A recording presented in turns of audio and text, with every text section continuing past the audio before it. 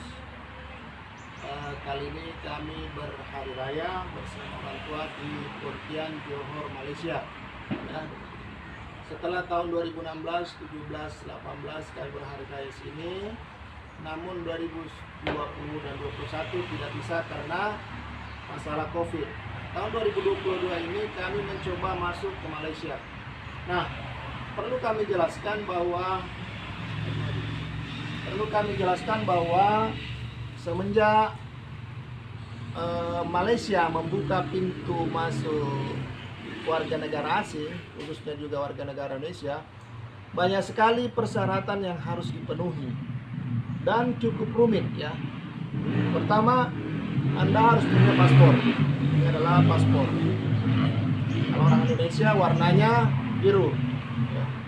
Warnanya hijau seperti ini, warna hijau ya. Kebetulan kami adalah bertiga, ini ada 3 atau 4 dengan anak saya 1 lagi ya. Setelah itu ini persyaratan pertama yang harus Anda punya. Yang kedua, Anda harus punya namanya asuransi perjalanan. Asuransi perjalanan yang Anda harus ambil di daerah Indonesia sendiri ya. Kebetulan saya menggunakan asuransi perjalanan namanya Zurich ya. Kenapa? Pemerintah Malaysia selama pandemi COVID ini tidak mau menanggung resiko kalau ada warga negara asing bermasalah di negaranya. Oleh karena itu dia membuat aturan bahwa harus menggunakan asuransi. Asuransi inilah yang akan menjaga apabila terjadi sesuatu dengan pendatang ke Malaysia. Setelah itu ya. Yang kedua, Anda harus punya namanya PCR. Nah, ini PCR. PCR ini adalah sesuatu yang wajib sampai saat ini adalah pemerintah Malaysia tetapkan sebelum masuk ke negara Malaysia. Ini menjadi hal yang mesti, tidak boleh tidak. Setelah itu bahwa ini nanti harus dimasukkan di aplikasi ya. Aplikasi namanya My Sejahtera ya. Saya coba buka namanya My Sejahtera ya. Ini namanya My Sejahtera ya. Aplikasi My Sejahtera adalah aplikasi yang dibuat oleh pemerintah Malaysia. Ini namanya My Sejahtera. Isinya apa? Tentang masalah pemberitaan tentang COVID ya. Nah, setelah Anda masukkan mendownload aplikasi My Sejahtera, maka selanjutnya Anda harus memasukkan aplikasi itu memasukkan ini PCR ini dengan asuransi ini ke dalam aplikasi itu. Nanti ketika Anda menyeberang, maka mulai dari imigrasi Indonesia itu Anda sudah ditanya apakah sudah melakukan pengisian aplikasi My Sejahtera. Mulai dari pintu imigrasi Indonesia sebelum naik kapal, kemudian masuk sebelum naik kapal, di dalam kapal ditanya lagi, kemudian baru tiba di tujuan di pelabuhan. Kalau Anda naik pelabuhan, misalnya Situlang Laut atau Pasir Gudang pun ditanya lagi. Sebelum masuk pemeriksaan ditanya lagi, pemeriksaan ditanya lagi, berulang-ulang. Maka itu menjadi wajib untuk Anda lakukan.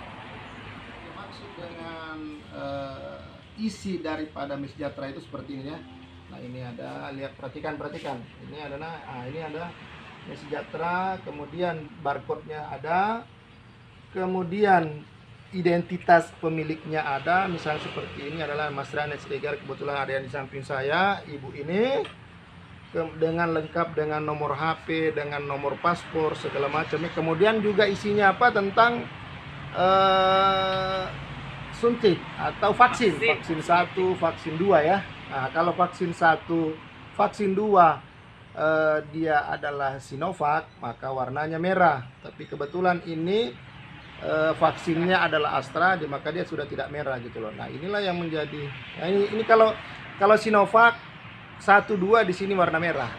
Ya, warna merah sini. Tapi kebetulan istri saya ini adalah menggunakan vaksin Astra 1, 2, maka sudah warna biru. Itu tidak ada masalah. Atau kalaupun juga vaksin ketiga booster ya, dia juga sudah warna warna biru seperti itu. Jadi sudah tidak ada masalah.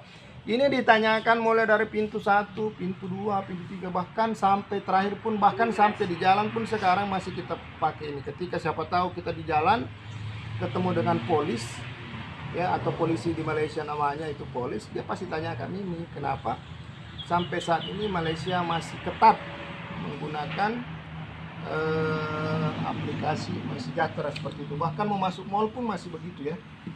Nah, demikianlah perjalanan yang harus saya sampaikan, bahwa Anda mau masuk Malaysia saat ini sampai bulan Mei ini masih sangat diperlukan mengisi aplikasi MySejahtera. Pertanyaannya adalah, bagaimana caranya kalau nggak bisa mengisi MySejahtera? Nah, itu dia. Atau Anda menggunakan HP non-Android?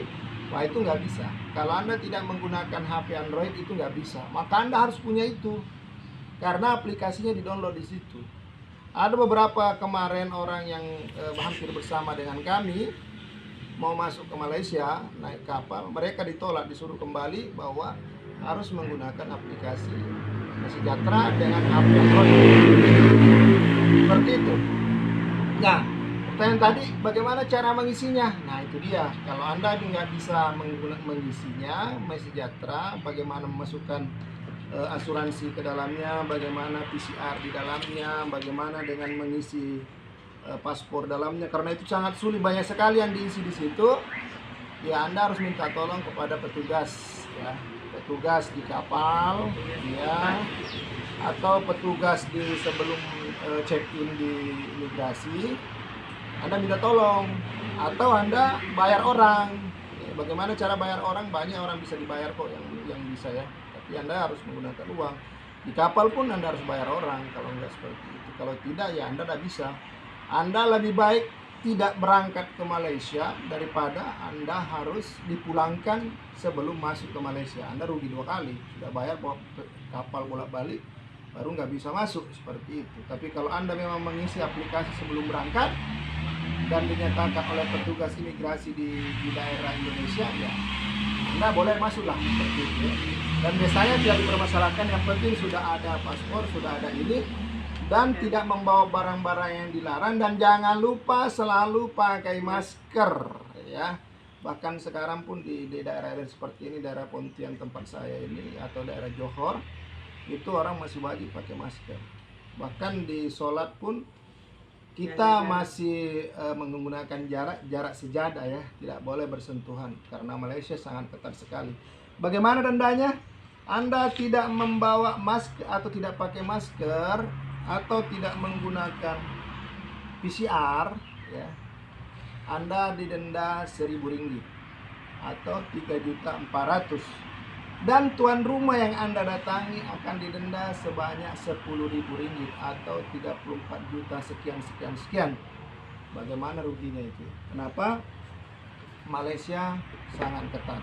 Oleh karena itu saya tidak mengancam, saya mengalami, dan ini pengalaman saya selama perjalanan yang cukup melelahkan. Oke, demikian dari saya bersama istri saya dan keluarga saya. Selamat Hari Raya, mohon maaf lahir batin. Jangan lupa subscribe.